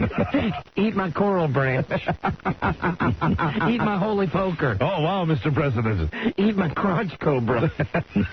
Eat my dingus. Mr. President, you seem to really like that Book of Lists. Eat my 9-inch knocker. Eat my 1-inch brother. Mr. President. Go ahead. Eat my pink oboe. Mr. President, you don't even have a pink oboe. Eat my shaft of Cupid. My goodness. Mr. President, you're being filthy. Eat my live sausage. Oh, Eat my master of ceremonies. Hey, Sam? Yes, Mr. President. Eat my old slimy. Your old slimy? Well, I don't even see it, Mr. President. Eat my raw meat. Yes. Eat my rumpled foreskin. My goodness, Mr. President. Eat my skin flute. Eat my silent flute. Eat my short arm. Did you compose this list yourself, Mr. President? Eat my split-ass mechanic. I believe it came out of the Book of Lists. It's the vulgar George Bush. Mr. President. Eat my tummy banana. Eat my sweet meat. Yes, Mr. President. Eat my tube steak. Eat my whore pipe. Wow. That's it, I'm out. Is that the last one? That's it. My God, Mr. President, you are vulgar. I'm out. The driver. Peace out. Yes, go ahead, Buzz. The driver who struck Stephen King has been indicted on charges of aggravated assault and driving to endanger. Oh, we're sorry. A grand jury in Maine says Brian Smith did recklessly cause serious bodily injury to King as the author walked along a country road back in June. Country road. The maximum penalty for aggravated assault in Maine is 10 years in prison. The other charge could add up to 6 months to that sentence. In the collision, King was thrown some 14 feet and got multiple broken bones and a collapsed lung. He said he thinks Smith is a danger to himself and to others and should not be allowed to drive. The 42-year-old Smith says he lost control of his Dodge Caravan when he became distracted by his dog. He says he's very sorry for what happened, but he says he doesn't think it should be treated as a crime. It's a cow. Is there any truth to the rumor that there really wasn't a driver of that car, that he was killed by a car, and then afterwards he was attacked by a very vicious St. Bernard, and then a lady picked him up and brought her to his house, her house? It's all true. It is. And then she hit his ankles. Yes. This big rubber hammer. She hobbled him. Yes, hobbled him. Hobble. One more before break, Buzz. Well, there's been another turnover in the battle of the late-night talk shows. Letterman's ratings were up 14% last week, while Leno's were down 14%. Did the ratings computer mix up something? No. Leno's, in fact, still has the most viewers, but he appears to be driving them away in droves, especially in the advertiser-coveted 18 to 49-year-old group. Yeah, have you seen that monologue lately? Leno's, no. It's horrible. I'm not surprised. But Mike, he's so close to the audience. I know. On his little wooden stage, and he actually shakes the hands of the people in the front row. And they have such jaunty camera angles, and everybody jumps and screams when Jay comes out. Yeah, but he forgot to be funny. Experts say the networks themselves are responsible for the shift as CBS moves ahead of NBC in the size of its audience. Really? Really? Well, that's all thanks to you-know-who. Yeah, absolutely. Hold on, time out. We have a call here. And it's not Dennis Murphy for a change. Well. Hello, Mary. Hello. This is Mary, the girl who sent Charlie Stossel that love letter that we read today on the show. Mary, you got our message. I got your message. You guys crack me up. Mary, Charlie Stossel is very warm for your form. I just got off the phone with him. Oh, yeah. How did you manage that? Because we didn't leave you his phone number. It's simple in today's day and age. Really? Now, did he contact you or did you contact him? I called him. Well, you did. And how did the conversation go? He's a nervous little fella, isn't he? Yes, he is. That must mean he likes you if he came off as nervous. Sure. Bless his heart. He had to put me on hold because he said he had to look for his girdle to go to softball. Well, don't worry. If you do go on a date and he likes you, he'll be attached to you like a deer tick. Yeah. It'll be a couple of dates, and then you'll have to start blowing him off. Absolutely. That's what I'm looking forward to. Or lighting a match and putting it right down near his head so he'll back out. Are you going to go on a date with him?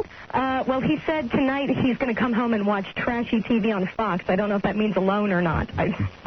We'll see. So you would have gone out with him tonight? I would have, sure. Really? Absolutely. I guess he's going to be seeing that married woman tonight, Mrs. Hand. He'll be seeing Rosie Palm and her 5 sisters, I suppose. It's a little scary though that you were able to track Charlie Stossel down. Yeah. No, it really wasn't that hard, Don. Really? Really, Mary? I live in Northern Virginia. It's just not that tough. Okay. Yeah, wonderful. Hey, Mary, who's the celebrity you think you most resemble? Clint Howard. No, really, Mary? Come on, Mary. All right. I'm going to have to think of something. Tell me, are you hot or are you a pig? I like to think I'm pretty. What is that up to Charlie? What does the mirror tell you? I like me. I really like me. You do? I really do. Okay. All right. But you don't have a celebrity, huh? Black hair, blue eyes. Rosie? I'm sorry? Rosie? Rosie? Rosie. As in O'Donnell. I haven't gotten there yet, no. All right, okay. All right. That's just our way of finding out what you look like. Okay. All right, well, Mary, if you're fond of Charlie, I hope he calls you back. And I hope you go out with him. Well, thank you very much. I will let you know what happens if he doesn't. If you go out with him, will you give him any sugar? Probably. Wow. How far? Could you give me a guarantee right now? Could he get to second base with you? I'd have to imagine so, yeah. Did you hear that? You hear that screeching sound? That was Charlie pulling out of his driveway. So you're telling me that you could guarantee Charlie Stossel second base? Under your shirt and under your bra. I don't think that's too much to ask for, sure. Bravo. Okay. All right. That's the spirit. Trooper. Very nice. Hell, if I was a biddy, I'd come and see you tonight. Hold the line, Mary. Okay. Hold on a second. That's Mary the Stalker. Yeah, she's lovely. Who was guaranteed that she'd give Charlie Stossel second base tonight. Man, he's a lucky man. With timeout. Buzz, more news, more comment coming right up. This is the Don and Mike Show. Take that out. It smells like... Has this ever happened to you? You have a load of beer cans, stolen car parts, drug paraphernalia, rib bones, and tattoo needles that could sink a landfill. And a regular trash bag can't hold that crap. It'll just break. Clean that up. How are we going to sleep on the floor, huh? Who's that asshole? You need white trash bags. They're double packed to handle the type of garbage that only white trash can dish out. Hey, this thing weighs a ton. I told you your grandmother died. Hey, look, it's not lifting, it's ripping and nothing. White trash bags. In 1-ply, 2-ply, and how the did you get it in their ply? God damn it. The Don and Mike Show. You know what makes Friday fly by? What? What's that? Walking down the hall and seeing Homo Joe out there. I know. It makes it a special Friday. How about Joe here? He just came by to pick up his tape recorder. Then stare at Mikey Rocket for a while. tape all of the goings-on at Drag Bingo this weekend with Dennis Murphy. It's going to be a big Murphy-rific weekend. You're just telling me he's going to dress Dennis up like Mimi from Drew Carey. Fantastic. Not difficult to do. Listen, Buzz, hold on. We have one more phone call to take before we move on, and it's not Dennis. Really? Although it involves Dennis. Of course. All right. Do you remember the couple from Rochester? I read their letter a couple of hours ago. And we called, left a message, said Dennis was wanted to come up to the wedding, right? Right. These people sent us a letter, and they said that they would like us to be involved in their wedding. Right. Okay, well, we can't. We got a show to do here every day. Booked, right. But we'd love to send Dennis Murphy to participate in their wedding. And here now joining us from Rochester are Don and Heidi. Hello. It's actually Heidi. Hey, baby. Hey, baby. Hey, Heidi, how you doing? Good. How are you? Don's in the car listening to this. Well, Heidi, we received your letter. As you know, we called you today. And I heard it. We would love to be involved somehow in your wedding because you were nice enough to write. I'd like to show is one of the things that keeps you and your soon-to-be husband together. And, Heidi? Yes? Would you like Dennis?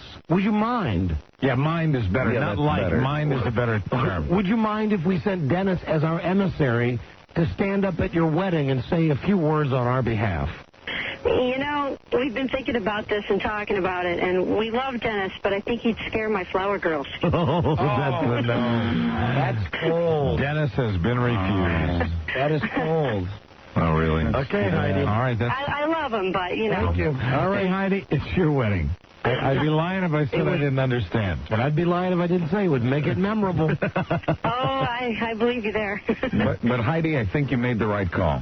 Thank you. Apparently, I'm the only one in this room that thought Dennis should have gone to Heidi Salami's wedding. I wanted to see it happen, too, but since she's decided against it, I thought I'd be frank and say, you know, and in my own strange little way, more proof that you think you're going to win that bet. I don't know what it has to do with anything, but I think, you know. Stop bringing a bet into this. All right, Heidi, well, good luck. Thank you. Good luck. Goodbye. See you later. Goodbye. You know, we're all bummed out because it would have been fun to have a tape of the wedding and hear about Dennis for the show. Would have been good. Don't we all agree? Yeah. Pretty smart call on her part. Yeah, she's no dummy. You know, she'd have wanted her wedding to be, it's like, oh, what a beautiful... Who is that? What is that? Well, that's Dennis Murphy. He's the representative from the Don and Mike show. That's right. What a lovely wedding dance. Then they cut the cake and he's going to read something? Hi. Hi. Wow. Oh, man. Let's go back to Buzzito. The scene involving oral sex between two men was allowed to stay in last night's episode of the Fox TV show Action. It was really nothing. I mean, it was just a close-up of Jay Moore. Right. And, you know, with a look on his face. I mean, you got it, but it was nothing really that showed anything. That I mean, really. Homo Joe just told me the whole no lie. He loved it. Oh, I bet he did. Homo Joe said, Tom, did you miss that scene on Action last night? Yeah, because it kind of legitimizes the lifestyle. It really does. Right. It was nothing because it was heavily edited before airtime after concern at every level of the company that owns Fox. In the scene, an unscrupulous straight producer gets oral sex from a gay actor. The scene originally included a shot of the actor's head actually dropping out of the frame and the producer looking down twice. Oh, hey, Don, Mike, about that last comment, you're on your own. In the scene that aired, the head dropping and the second look were edited out. And that's the debate that went on all day yesterday at all levels of the Fox network. And that's the result. Man, interesting. Yeah, you could tell by looking at it that it was edited. Yeah. But you noticed also they like spritzed the guy's face with water to make it look like he was sweating. And I mean, it was obvious from what little we saw what was going on. Yeah, that's wild stuff, Buzz. I just don't know. Wild. It's wild stuff. Wild stuff. Wild stuff. Yes. Wild gay stuff. A TV station in Salt Lake City has been cutting words out of the new NBC show Law & Order Special Victims Unit. Friggin' Mormons. Every time they do it to you. Every time those effing moron Mormons. You go, girl. I swear to God.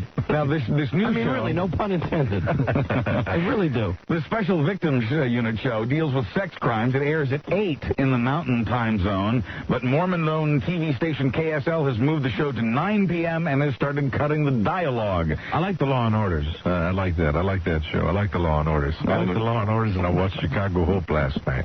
This new one's great, too. I watched the Chicago Hopes, and then the Law and Order. Americans have embraced dramas on television this season. Dramas are doing generally better with audiences this year on TV than the sitcoms. Something was wrong with Sam Waterston's voice, though, the other night. He had a real... On Law and Orders? On Law and Orders, he was doing a lot of speeches in the courtroom, and he just sounded strange. It didn't seem like the average... Here's what he had to say the other night. Sam Waterston on the Law and Order. That's it. Does that sound right to you? I don't think so. No, that's different. Wait, listen to all of it, though. See? Listen to the end.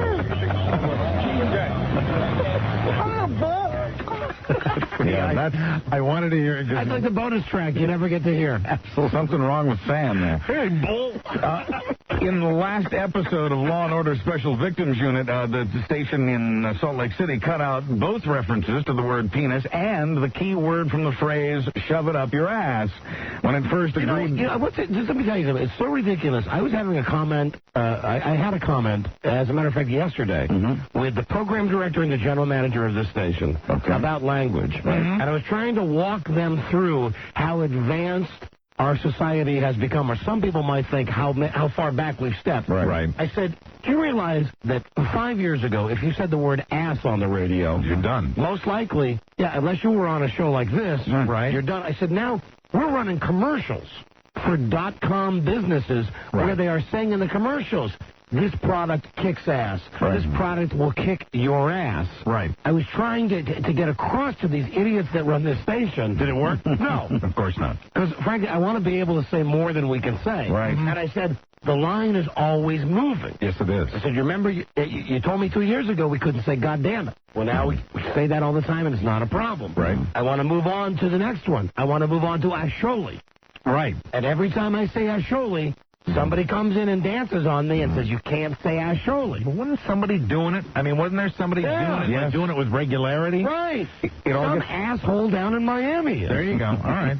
And it all gets back to the company lawyer. If your company has a lawyer who says yes, then you can say it. If your company has a lawyer who says no, then you can't say it. These are the battles that I fight off the air. I spent a half hour talking to these guys about if we could say Asholi or not on this show. And I was simply out working on my putting. and my point to them was, the same point I give to you, same point I give those goddamn Mormons, is that society now accepts certain words. And, and ass is simply not a bad word anymore. And we also urge everybody, to monitor it. That's the way we always talk about it, Right. And we say it all the time. This show is not for kids. It is not. This is an adult show. This is a show about adults and for adults. And it really, that is true. And when you talk about the content on this radio program, it's nothing you don't see when you go out to the movies. I mean, it's the same kind of stuff. Hey, these people actually have cable. They've heard the words before. Right. Absolutely. This show's for unsupervised kids. Yes.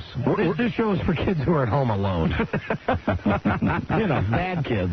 This show is generally for bad kids. Bad kids, yeah. If they're home unsupervised, they're probably going to end up bad kids. Your juvies, your JDs. Yeah. And I don't know if they have it on at the juvie hall, but they probably have it there, too. But, of course, we're talking here about a TV station in Salt Lake City, and when they first agreed to become an NBC affiliate 5 years ago, that local station convinced the network to let it avoid airing Saturday Night Live. The NBC station in Salt Lake City... How ridiculous is that? They actually, farmed the Saturday Night Live off to some independent station in that market that runs it instead. You know what amazes me? All of these things, these judgment calls by the television stations. I mean, what everybody in their home has the ultimate censorship. They have the dial. They can actually change the channel, turn the television off, turn the radio off. I hate it when somebody... It's too simple. That's too simple, Mike. Yeah, it is. But really, it's the way it should work. It's amazing to me. Hey, thanks to Who Wants to Be a Millionaire, all kinds of game shows will be popping up on television now. Hey, are you confident? One of the new ones will be based on the computer game You Don't Know Jack. And that is where Pee Wee Herman will make another return to television. That should be You Don't Know Jack Off. Paul Rubens has been signed to host the TV version of Jack. Letterman's ex-producer Robert Morton will produce the show. Morty. Here's Pee Wee now. Well, you might as well go ahead, Buzz. This has a long intro. Okay. A new bank has opened its doors in Pensacola, Florida, and it's aimed mainly at gays and lesbians. Really? That's why it's called the G&L Bank. And it'll show up on the internet in about 10 days. And there is a penalty for early withdrawal. Watch it. Quoting a bank executive, homophobia runs rampant in the banking industry. Many banks think a couple needs to have a marriage certificate to show they're credit worthy. That's not a sperm bank, is it, Buzz? No. And But you can make a deposit. Just out of curiosity, who is the, well, no, it keeps going. Who's going to be the president of that bank, that new bank, Buzz? I'm throwing you a cue here. I don't know. Oh, Pee Wee Herman. There you go.